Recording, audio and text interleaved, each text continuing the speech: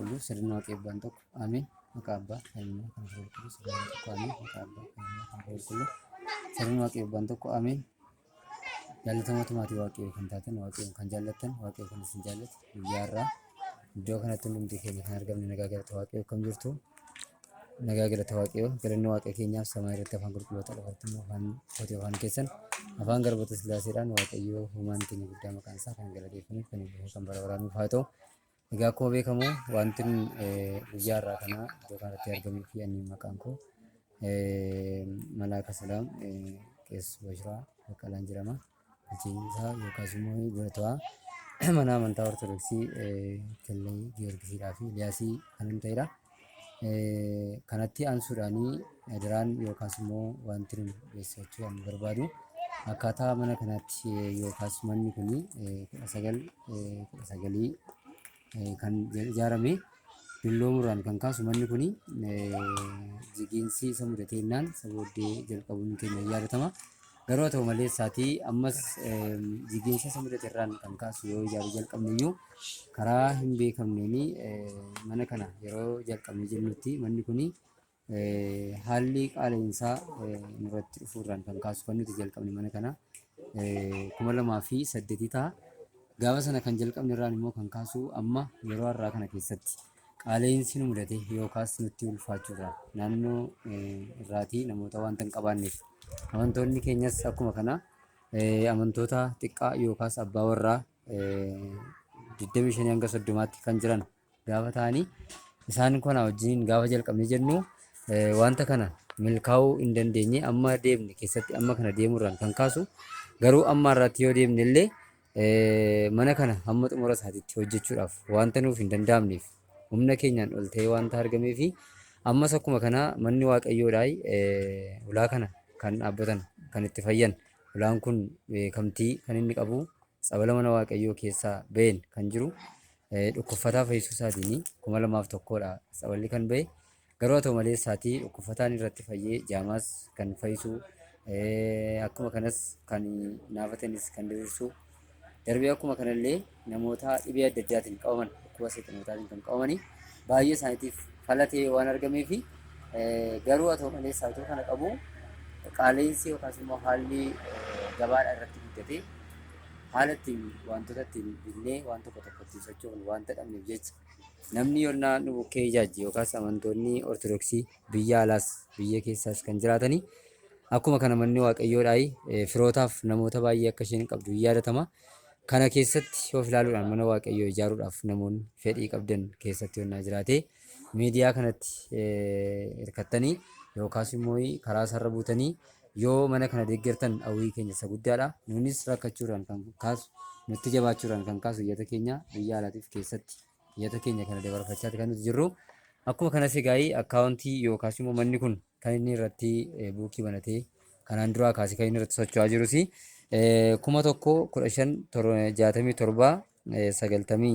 11,1567 irratti kan inni socho'ee yookaas immoo sochoosee banatee kan inni jirudha. Maqaan inni ittiin banatee Ortodoksii Kellee Giyoorgisii Ortodoksii Cheerchi jedhama.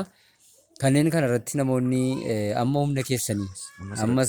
humna keessanii yoo nu deeggartanii fedhii guddaadha wanti nuun qabnu ammas irra deebi'uudhaanii 11,1567 irratti Giyoorgis Kellee Giyoorgisii Cheerchi jedhameeti kan inni waamee kan inni jiru.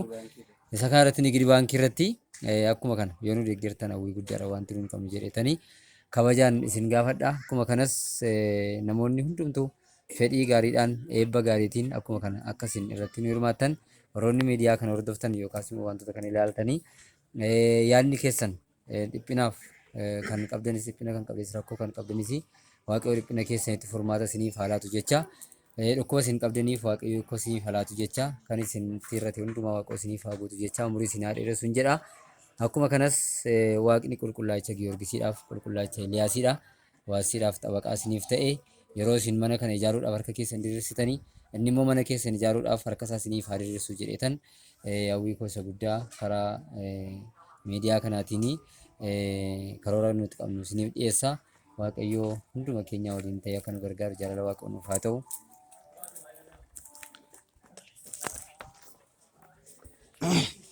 Tole maqaa abbaa kana lima kana fura qulqulluu waaqa tokkotti namannaamiin jaallatamtoota maatii waaqayyoo fagoorras dhiyoorras kan jirtan biyya alaas biyya keessa kan jirtan hunda keessan nageenyi waaqaa isiniif haa baay'atu.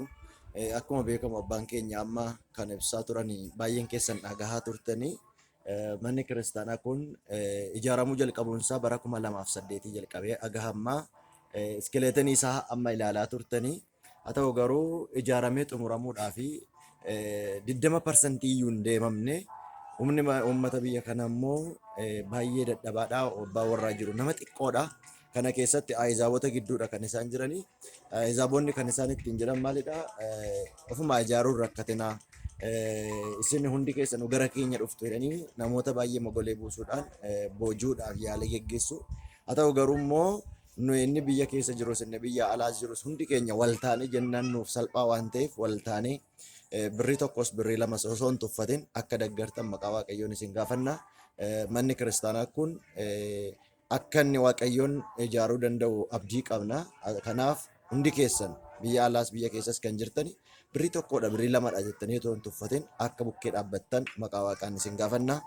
Namoonni nu yaaddanii immoo akkaawuntii nigid baankiidhaan amma abbaan keenya dubbatan kanarratti gaafa gashitan resiitii isaa gaafa beeksistan maqaa kiristinnaa keessanii keessaan nu ergitanii maqaa kiristinnaa keessan irratti kadhannaa akka isaan taasisan akkuma kana maqaa kiristinnaa keessanii qiddaaseen gaafa qaddasamu akka dhahamuuf maqaa kiristinnaa keessan illee achiin akka nu eertan jedhu.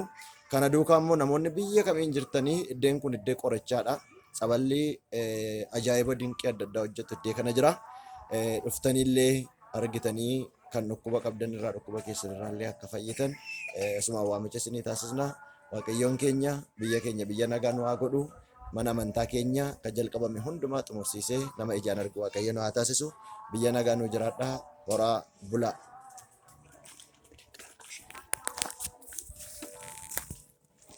Maqaa abbaa filmaa kan fura qulqulluu waaqayyo tokko amiin.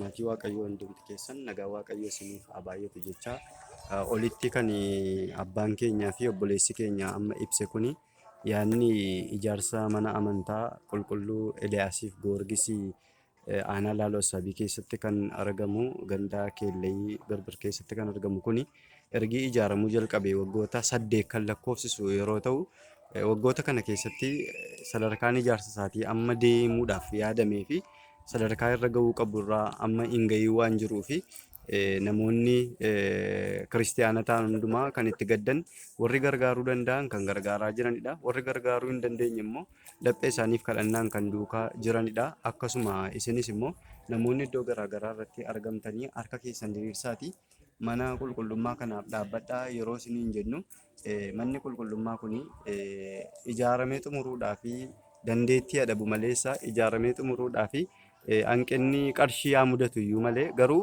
akka kennaa hafuuraatti immoo manni qulqullummaa kuni kennaa garaagaraa kennaa gurguddaa kan qabuu fi amantoonni naannoo akkasumas godina Wallaggaa Lixa keessa jiran iddoo garaagaraa irratti argaman dhufanii keessatti kan eebbifamanii fi sabala isaatti fayyadamanii wantoota mana yaalaa keessatti dadhaban hundumaarraa kan itti furmaata argatan ta'uunsaa warri rakkoo kana keessa darban dhugaa ba'uu danda'u. Kanaaf manni seenaa akkasii qabuu fi manni ulfina akkasii qabu yeroo akka itti karaatti hafee taa'u ijoollee dhabee miti.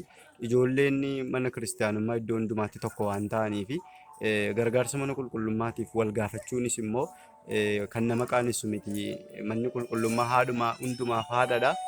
Akkuma kanas immoo namoonni addunyaarra jiran hundumtiyyuus immoo mana qulqullummaa wal faana gargaaruu qabu. Ijoollee mana waaqayyooti waan ta'eef adaraa keessan iddoo jirtanitti mana seenaa qabu kana mana eebbifamaa kana mana qulqulluu kana harka keessan diriirsitanii fi waan waaqayyo isin gargaara irraa waan waaqayyo isiniif kenne irraa manneen kiristaanummaa hedduun akka gargaaramaa jiranitti karaa miidiyaa hawaasummaa kanaan deeggarsa yoo gootan keessumatti immoo karaa miidiyaa obboleessa keenyaa kanaatiin barsiisaa Iyyaasuu Fiqaaduu kanaatiin deeggarsa yoo gootan manni kiristaanummaas kan itti walii galedha. Manni lubummaas kan itti walii galedha. Akkasumas immoo tajaajiltoonni wangeelaa wanta kanaas kan keessa beekanidha waan ta'eef dogoggora kan hin qabnee fi haasaan kan biraan illee boru yoo irratti dubbatame waan amansiisaa ta'uu isaa ragaa ba'uuf itti dabaluu barbaanneeti. Waaqayyoo akkasiin mana waaqayyoo ijaartanii eebbifamtan isin haa gargaaru jecha hundumti keessan bakka jirtanitti eebbifamaa waaqayyoo isin haa eegu galatoomaa isiniin jechuun barbaada.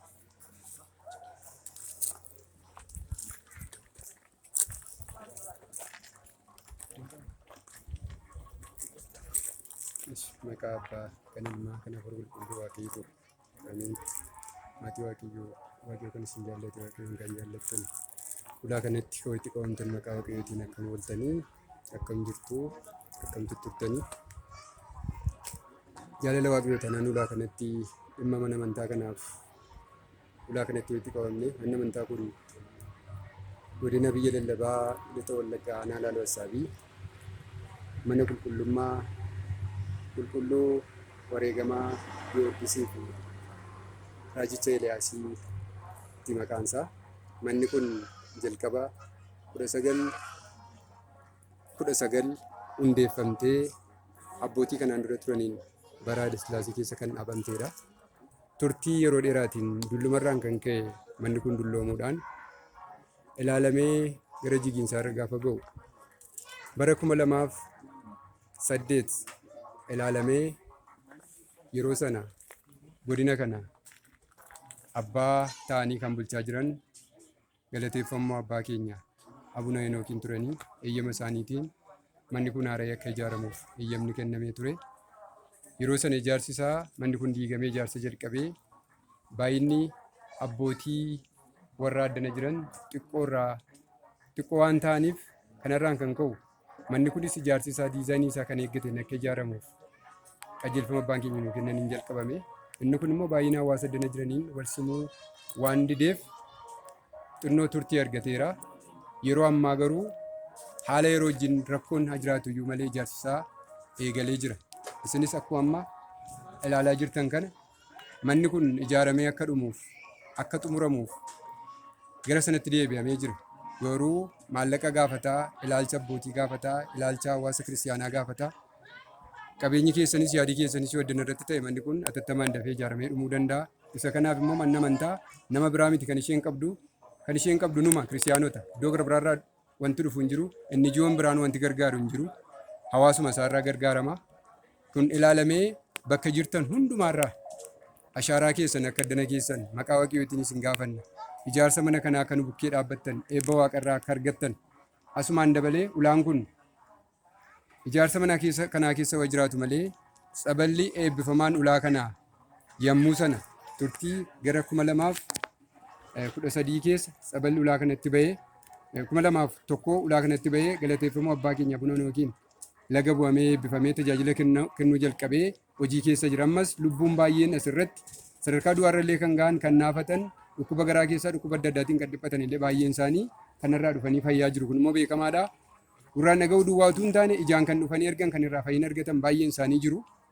Isinis biyya alaas ta'e biyya keessas kan jirtan dhufaatii addanaaf illee kan danqabtan karaa miidiyaa hawaasummaa kanaa amma banamee karaa obboleessa keenyaa darbu kana waan dandeessan yoo nu bira dhaabbattan yaadaan illee gargaarsaan illee maallaqaan illee waa hundaan meetariyaalii barbaachisu hundi bukkee dhaabbattan hin barbaannaa. Ulaa kanatti yoo isinii danda'ame qaamaan illee dhuftanii utuu argitan hin barbaannaa. Isa kana immoo waan qabdan irraa laattanii lubbuu keessaniifis jireenya bara baraa karaa ittiin galtan hojii foon keessaniif eebba akka argattaniif adaraa waan jiru waan dandeessan akka nu bukkee dhaabbattan maqaa Waaqayyootiin isin gaafannaa. Waaqayyo isin haa eebbisuu. Waaqayyoo mana keessa na eeguu. Waaqayyo fayyaa isiniif haa kennu. Amantiitti isin haa jabeessu. Galanni ta'u Abbaaf, Ilmaaf, Hafuura Qulqulluu Waaqa tokko hanga bara baraatti. Ameen.